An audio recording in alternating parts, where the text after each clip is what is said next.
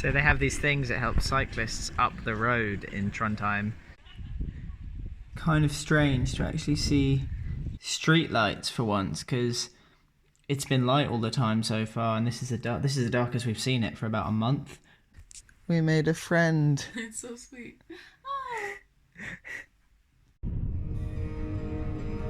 So we are now in Kristiansund. It's nice being back on the road again after so long. But the start of today, our first day cycling in like 6 days properly, it's been really hilly.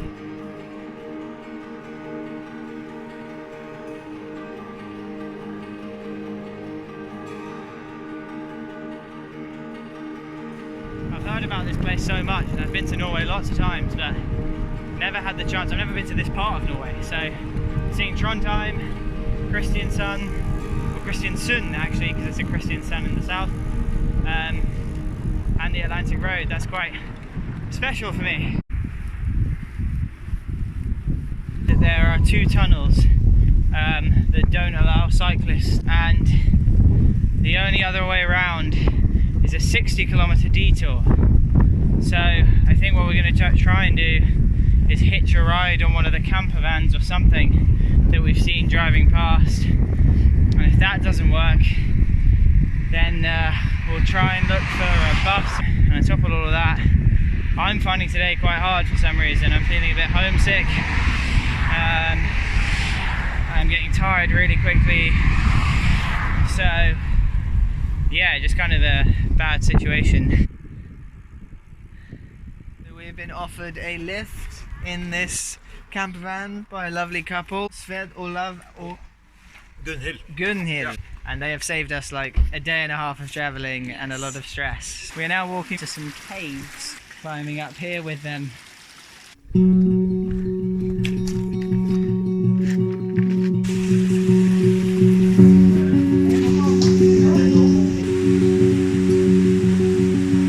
Oh, it's nice to be inside. It's just started raining as well. We slept in another waiting room last night, and this is the noise we had to put up with because the ferry never stopped running. So we're knackered.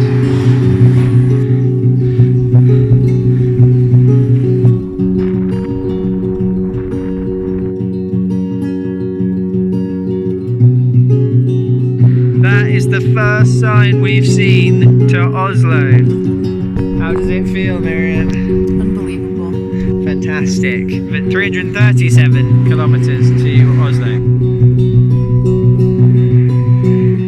We're out of fuel for our cooking stove, so we have some pasta. We're actually going to have to knock on some doors to ask if we can heat up the pasta there, which will be really embarrassing. We've had to do that once before as well, and it did work. The second person I knocked on said yes, so fingers crossed someone's going to let us do it. Luckily last night we knocked on Sven and Berit's door, and they invited us to stay in their cabin in their garden, which is amazing because we really desperately needed a place to stay, otherwise we would have been camping again or paying for some really expensive accommodation. This is great. Yeah. Thank you for stopping by. Sven has a studio for photography that we're now heading down to do some professional shoots. Yeah, going to make us look really, really, really good. So, we're in the river. It's nice and cold. It's like, what time is it? 1:22 in the morning.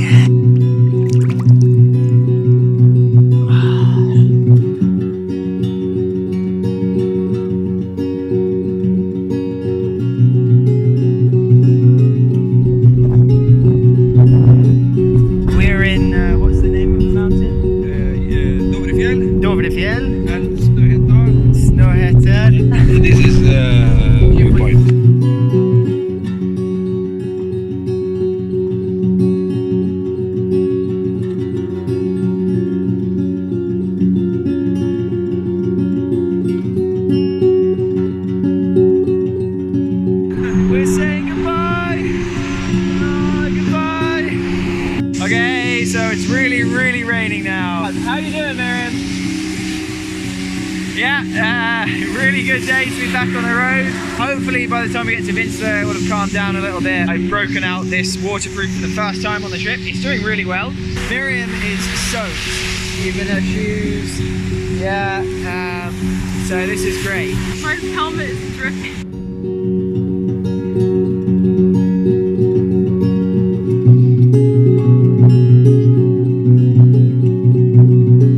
It's my mum's birthday today, so I'm not there to celebrate with her. But I guess I'll have to say happy birthday on here. So, Mum, I won't say your age on here for everyone to see. You're welcome, but happy birthday!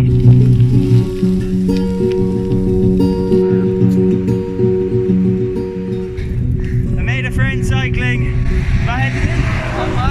Mohammed, nice to meet you. Oh, nice to meet you. So we're racing now. So it's currently 3:30, I think, in the morning, and yeah, tonight we are staying in this cabin. We're kind of in the middle of nowhere. This cabin is about 200 years old, so you have people who've carved their names into the walls here. There's a lot of people hid here in the war, I think. There's 1840.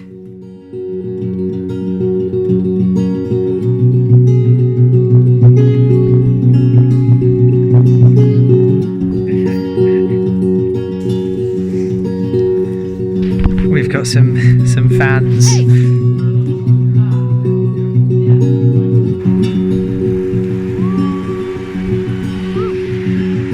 How does it feel to be back on the road, Miriam? Good. Good? Very warm. Yeah? Already out of water. Only in Norway. God, animals everywhere.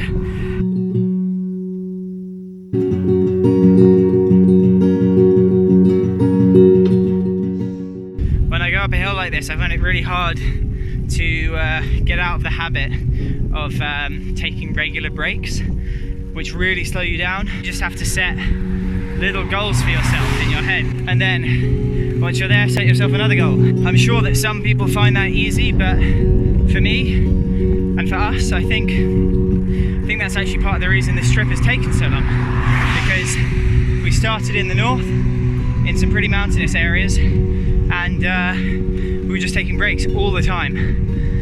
And as soon as we stopped doing that, we started covering much better ground.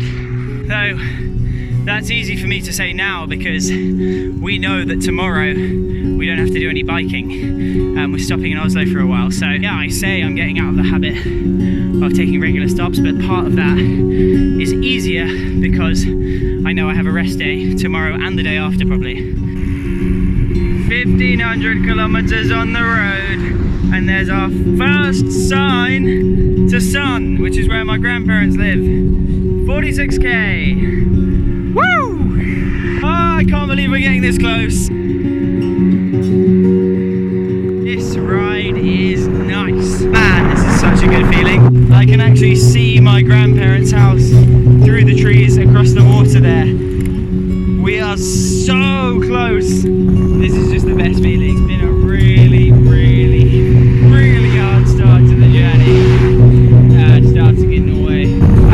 Really special thank yous to the Berg family. Thank you.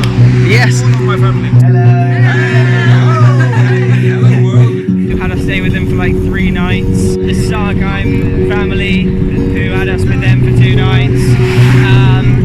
Berit, Jorgen and Rene. I'm sorry if I pronounced your names wrong, but thank you for letting us camp in your garden, giving us food and all of that. And thank you to Sindre, Andres and Thomas, the walking encyclopedia. They let us stay with them last night. Really big thank yous to all of you, and I hope we meet you all again, because you're all amazing. Here we are, cycling along the river that goes through Oslo. We're in Oslo, finally. It's kind of weird being in a city again after it feels like we've been in the wilderness for so long. Official Norwegian birthday song. Yay! Early birthday celebrations.